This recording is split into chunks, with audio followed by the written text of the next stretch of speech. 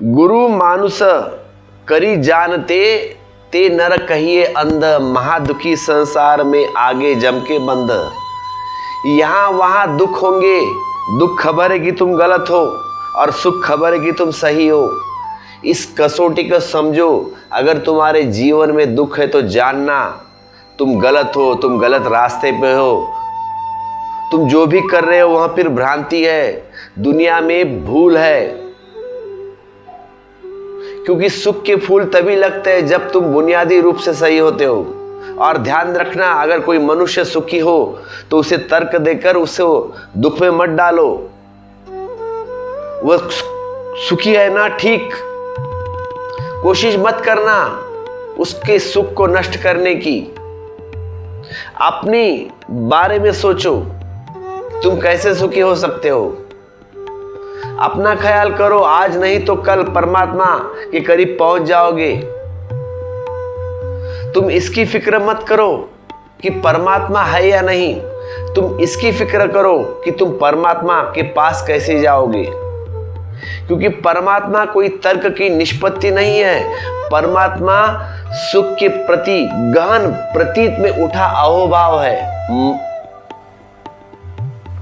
जब तुम सुखी हो तब तुम मान नहीं सकते कि परमात्मा नहीं है। बराबर बात कर रहा हूं मैं, अन्यथा सुख कैसे होगा। जब तुम सुखी हो तो तुम्हारा हृदय गदगद भरेगा परमात्मा से, रोआ रोआ तुम्हारा गीत गाएगा। तब तुम मान नहीं सकते कि परमात्मा नहीं है, अस्तित्व चेतना शून्य हो सकता है। मान सकते हो तब, क्योंकि तुम इस अस्तित्व में ही वही देखोगे जो तुम्हारे भीतर घटित हो रहा है। तब तुम आस्तिक, तब परमात्मा है, सब जगह परमात्मा है। और जब तुम दुखी होते हो तब क्या होता है, तब होता है अस्तित्व नर्क, परमात्मा शून्य। परमात्मा है ही नहीं दुनिया में। अगर परमात्मा होता तो मुझे दुख क्यों होता, ऐसा दोगलापन। तुम सुखी हो तो अस्तित्व स्वर्ग है, कण कण में परमात्मा है, कण कण में परमात्मा से आलिप्तवित है, भरा हुआ। यह सवाल निष्पत्ति का नहीं कि तुम सोचो परमात्मा नहीं, विचार करो। दोगलापन है तुम्हारा। सुखी हो तो परमात्मा है, दुखी हो तो परमात्मा नहीं, कभी आस्तिक कभी नास्तिक। दर्शन शास्त्र में जाओ, शास्त्र का अध्ययन करो, तर्क जुटाओ। ये सब पागलपन है तुम्हारे। तुम सुखी हो तत्क्षण वह है, तुम दुखी हो तो परमात्मा खो गया।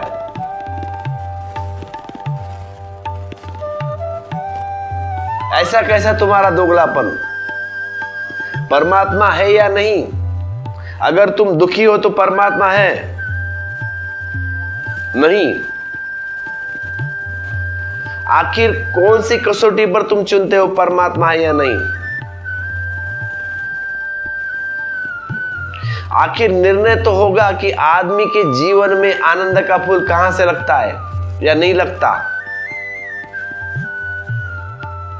तब तुम उस स्थान पर ख्याल करना और जिस व्यक्ति के पास तुम्हारे जीवन में आनंद का फूल खिलने लगे, चाहे वो छोटा हुआ बड़ा, तर्क छोड़ना, वह बुद्धि को वहां पे हटा देना तुम बाजू,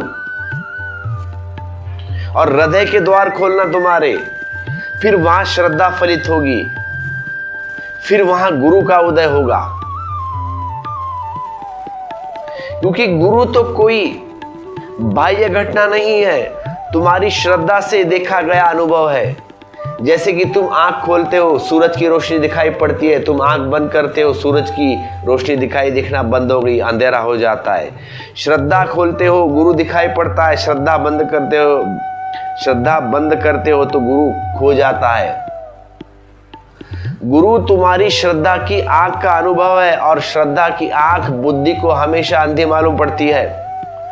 और जिन्होंने श्रद्धा को पा लिया उनके लिए बुद्धि की आंख से बड़ा अंधापन नहीं है। लेकिन एक बात पक्की है। कौन सी बात। समझो एक छोटा सा बच्चा है, वह जो भी कहता है उसकी बात का अनुभव नहीं है, और एक जवान, उसकी बात का थोड़ा अनुभव है, समथिंग एक्सपीरियंस, बच्चे से ज्यादा जानता है। उसके वचन भी देखे और जवान को भी देखे, दोनों के वचन देखे, बच्चों को भी और जवान के भी।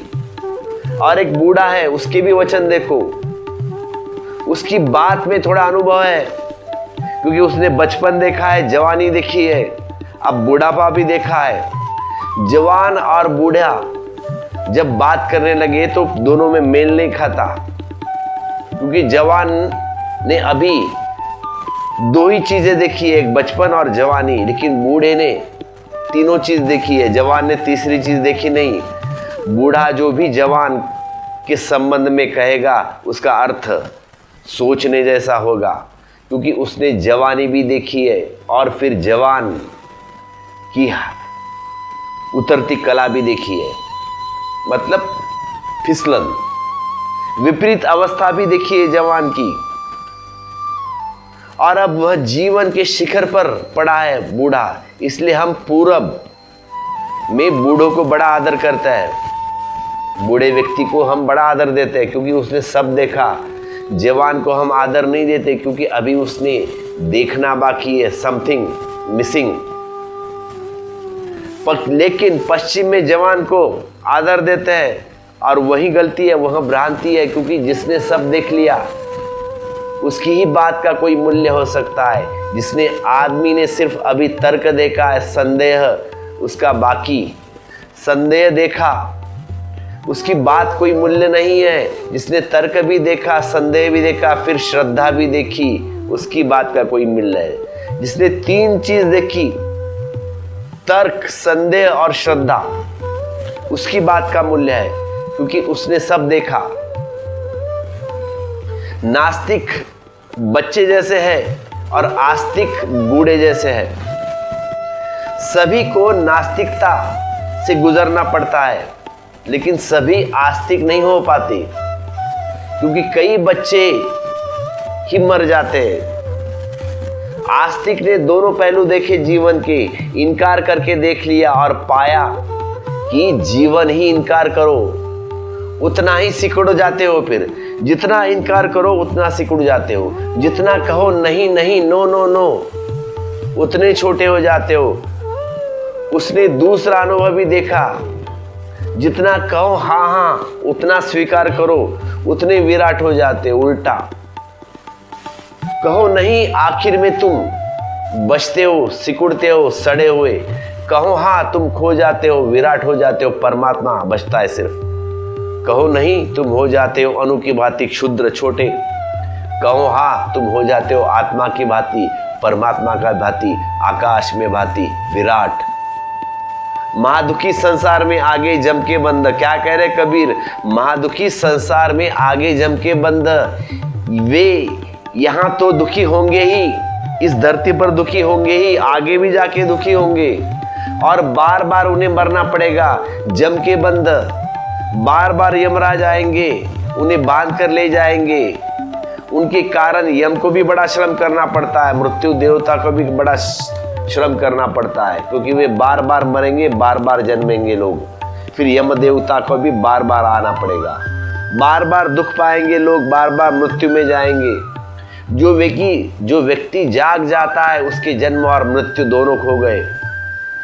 जो आदमी परमात्मा के साथ एक हो गया, न जन्म न मृत्यु, न आना न जाना, इसे ही पूरब ने आवागमन से मुक्ति कहा है। यात्रा समाप्त हो गई, मंजिल आ गई, चाहे कहो उसे मोक्ष या चाहे कहो परमात्मा से मिलन।